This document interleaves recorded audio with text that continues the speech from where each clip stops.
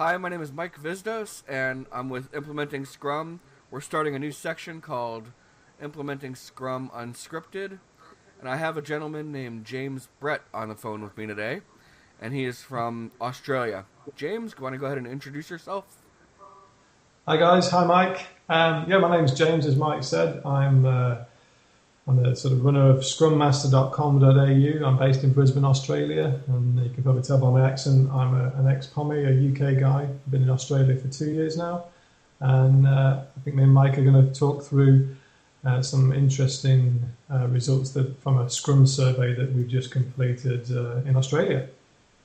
So, you just recently finished the survey in January with 67 responses. Do you want Yep. to go ahead and talk about how the collection was done and what kind of things you saw come out of that? Sure. My goal for this survey was to look at what Australia was doing with Scrum and software development with Scrum. Find out where we're at, who's using it, the sort of problems that people are facing, the tools that they're using, and try and get a picture of what Australia is doing with Scrum.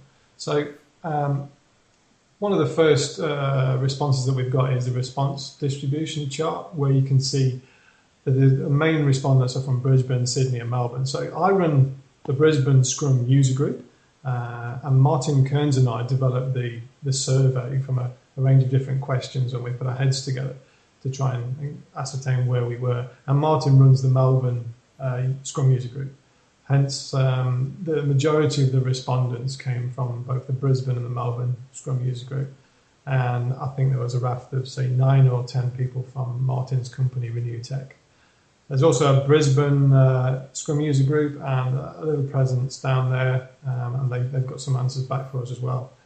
So that's where we're at. The survey went out to Scrum people and people that attend the Scrum user groups and anybody that wanted to participate, really. But predominantly, we were getting back from the Scrum user group people and the people that were doing Scrum on a daily basis. So this is not a survey that's gone out to the general population, not even the agile population that are developing software. It's been delivered to the people that are doing Scrum in Australia to try and find out what they're using and how they're using it and some of the problems that they're facing at the moment.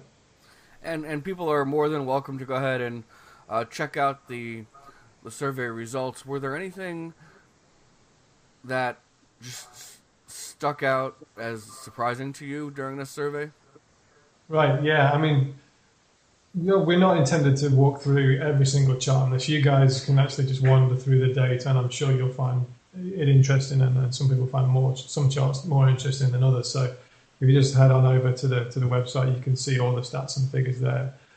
Some of the more interesting things for me, or should I say the sort of shocks and the hilarities from the charts, were who is the main driver for quality in your organization? So 50% odd of the people that responded, so 27 responses with a team with driving software. And that's not a shock to me.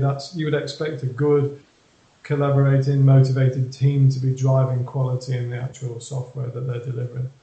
What's a real surprise to me is the only two of those responses said that the test manager was just driving quality. So I'm not quite sure if the teams are just delivering perfect quality software to the test manager, or the test managers need some more coffee or something. It's it's a little bit of a puzzle to me, that one. So yeah, we've got things like what tools are you using to plan your Scrum projects, and we've got the big hitter Excel in there with the majority of the vote, which is no real surprise. And billions of dollars go through Excel, so why not billions of Scrum projects?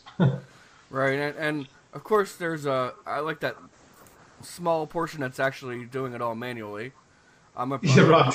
I am a big proponent, of course, of doing things with index cards. Of Yep, course, with virtual teams, that's kind of hard to do sometimes. sure.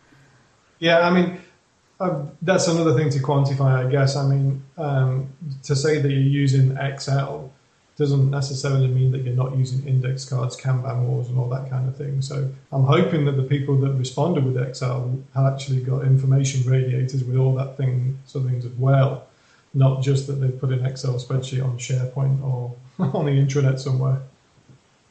And one of the questions down toward the bottom was which elements of Scrum have you not implemented? Sure. Anything shock you there?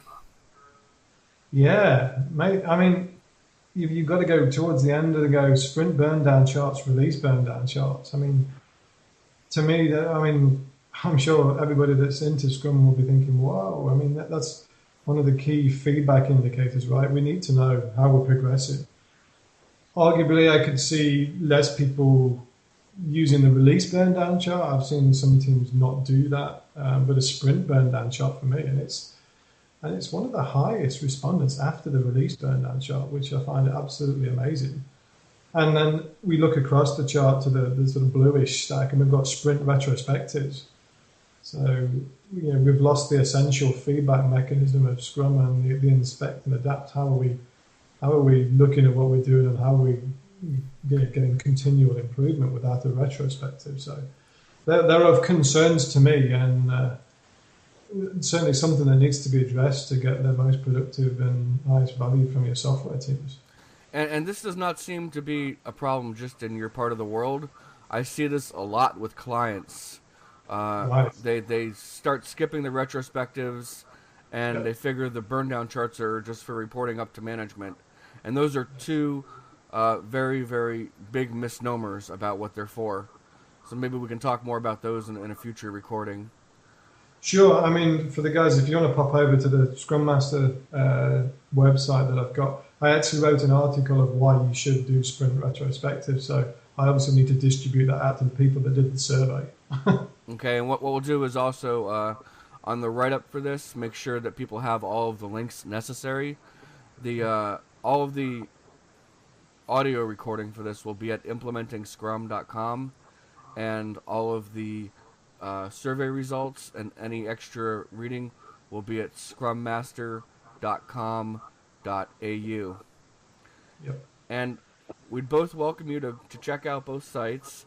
If you have any questions about some of the things that you see as the results, please either email James or myself, and maybe we'll be able to follow up with another unscripted recording about some of the answers that we see, and try to talk through some of the issues that we're seeing out in the real world. So, Cool. James, I appreciate your time. Do you have anything else to say before we cut it off for today? Happy scrumming, guys. Okay, thank you very much. Thanks, Mike. Have a great evening. Cheers. Bye-bye.